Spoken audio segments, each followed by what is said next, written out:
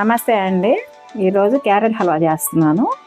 దానికి ఒక 1/2 కేజీ క్యారెట్లు తీసుకున్నాను అనమాట. ఈ క్యారెట్లు ముందుగానే మనం కడిగేసి పెట్టుకున్నాను. దీన్ని చెక్కు తీసేసి తురుముకోవాలి. ఇది 1/2 కిలో తీసుకున్నాను కాబట్టి 1/2 కేజీ పంచదార అండి. నేను కొలిచి తీసుకున్నాను అనమాట. అందరు కోవా వేస్తారు వంటల్లో. నేను పాలు తీసుకుంటున్నానండి. 1/2 లీటర్ పాలు, చిక్కటి పాలు అనమాట ఇవి. ఈ 3 ఇంగ్రీడియంట్స్. హల్వాలోకి కాస్త ఇప్పుడు జీడిపప్పు తీసుకున్నానండి. క్యారెట్ హల్వా రుచిగా ఉండాలంటేనండి ఈ 10 బాదం పప్పులు తీసుకున్నానండి. 10-12. దాంట్లో 10 యాలకులు వేశాను. ఇవి వేపుకుని కాస్త పంచదార వేసుకుని మిక్సీ పట్టుకుంటే టేస్ట్ అద్భుతంగా ఉంటుందండి. ఒక 100 గ్రాముల నెయ్యి తీసుకున్నానండి. సుమారు 50 గ్రాముల వరకు పడుతుంది. పాలు ఈ లోపల స్టవ్ మీద పెట్టుకుంటామండి, తాగుతూ ఉంటాయి. ఈ పాలు కాగే లోపల ఈ క్యారెట్ పైన పీల్ తీసేసుకుని తురుముకుందాం, పాలు కాసుకుందాం.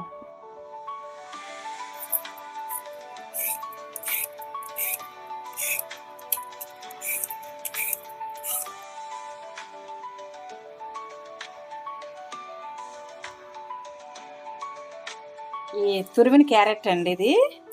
ఇలా తురివేసాం కదా, పాలు మరుగుతున్నాయి. కదా, ఇది పాలలో వేసేసుకుని కోవా వాడతారండి. నేను కోవా వాడను.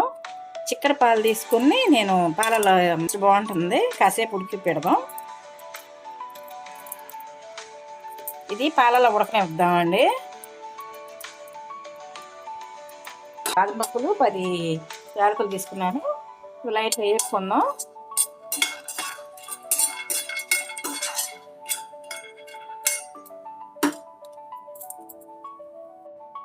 ఇవి సన్నసగ మీద వేడి చేశానండి, తీసేస్తున్నాను. దీనికి కాస్త పంచదార కలిపేసేసి మిక్సీ పడతాను. మనం ఫస్ట్ జీడిపప్పు వేపుకోవడం కోసం నెయ్యి వేసుకుందామండి. సుమారు ఎంతన్నా వేసుకోవచ్చు, మన ఇష్టం అనమాట. డ్రై ఫ్రూట్స్ ఏమన్నా వేసుకున్న టేస్ట్ బాగుంటుంది కదా, నేను జీడిపప్పులు వేస్తున్నాను.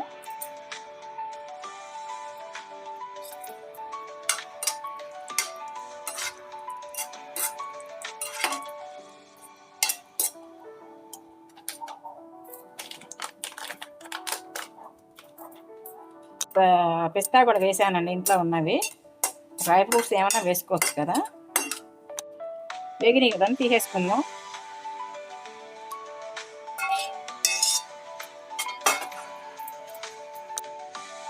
ఇందాక చూపించిన క్వాంటిటీ పంచదార వేసేస్తున్నానండి. అసలు పంచదార కరగడం కోసం నీళ్ళు పోసుకుందాం. చిన్నది కాఫీ గ్లాస్, హాఫ్ గ్లాస్ పోసుకుంటే సరిపోతుందండి. ఇది తీగపాకం రావాలి.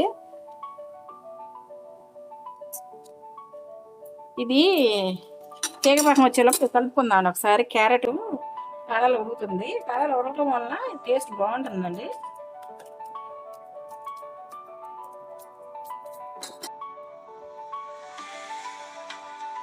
పాకం వచ్చేసిందేమో చూసుకుందామండి ఒకసారి. తీగపాకం వచ్చేసిందండి.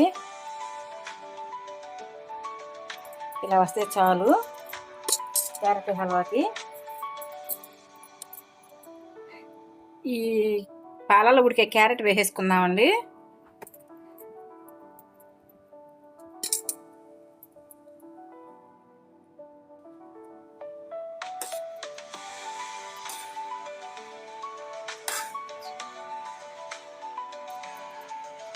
ఈ పాకంలో పూర్తిగా ఉడికిపోవాలండి.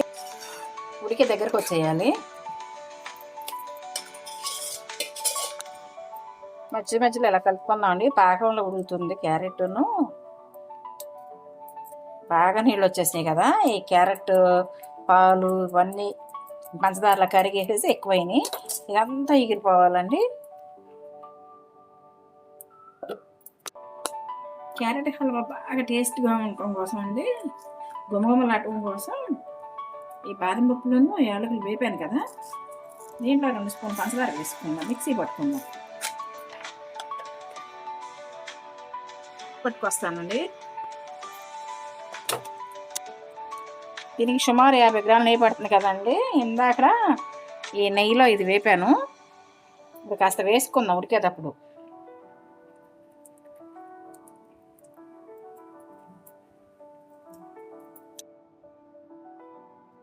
ఇది ఎంత దగ్గరికి వచ్చేసింది కదండి. క్యారెట్ పాకంలో ఉడకడం దగ్గరికి వచ్చేసింది.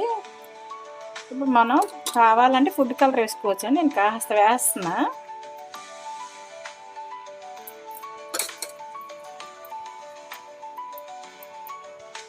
ఇష్టమైతే వేసుకోండి, లేకపోతే అవసరం లేదు.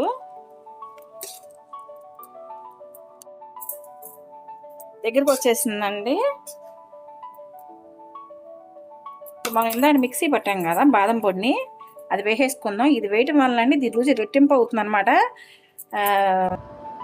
ఈ బాదం పొడి వేయటం వల్ల అండి స్వీట్ వాసన ఇల్లంతా గుమగుమలాడిపోతుంది. మంచి ఫ్లేవర్తో భలే స్వీటు ఎప్పుడు తిందామా అనిపిస్తుందండి. అంత ఫ్లేవర్ వలన రుచి రెట్టింపు అవుతుంది. మధ్యలో ఉడికేటప్పుడు కాస్త నెయ్యి వేసాం. ఇందాక ఈ జీడిపప్పును పిస్తా వేపాను కదా, ఇది కూడా వేసేసుకుందాం.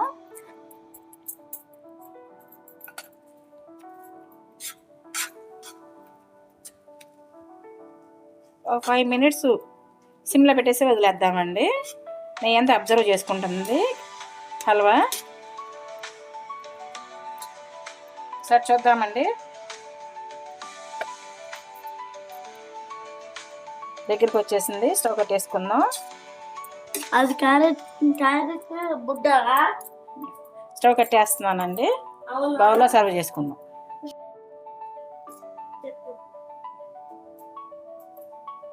ఎంతో కేసీగా ఉండే క్యారెట్ హల్వా రెడీ అయ్యిందండి. ఇది చాలా బాగుంటుంది.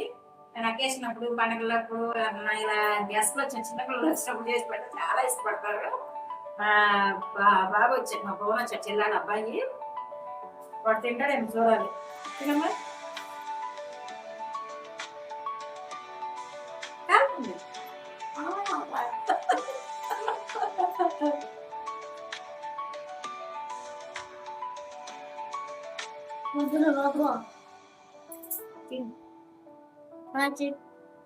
తిని చెప్పు.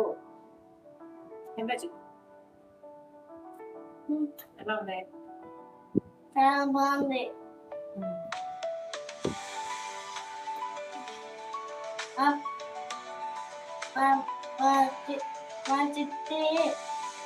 నేను సమాధానం చెప్తున్నాను. నా క్యారెట్ ఎలా చేపించింది. నాకు బాగా నచ్చింది. బయట అయితే అసలు బాగాలేదు. ఇంత టేస్టీ అంటే అంత టేస్టీగా ఉంది. అంతే. బాయ్. నిజంగా బాగుందా? నేనంతా చేస్తా. ఉంటానండి. బాయ్.